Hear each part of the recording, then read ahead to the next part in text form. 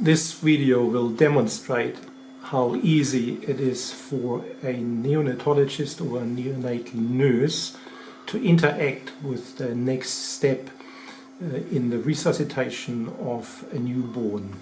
One can start either with clinically accepted default values or can set the appropriate parameters quite easily from 5 milliliters tidal volume to 10.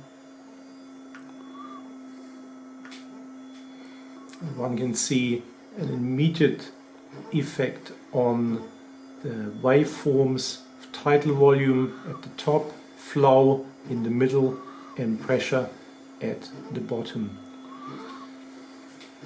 Interaction is done with push buttons and confirmation by the operator. Now we're delivering 55 times a minute a precise tidal volume of 10 milliliters, which is strictly controlled. Should one need more tidal volume, it's easy to set the tidal volume higher,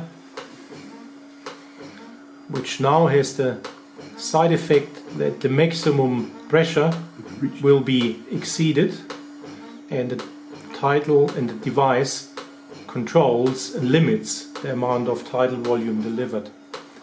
To demonstrate the large operating range of the system, I'll show that even down to 2 milliliters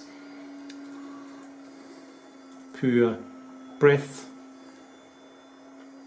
is doable, and one sees that the device very quickly achieves the set tidal volume of around 2 milliliters.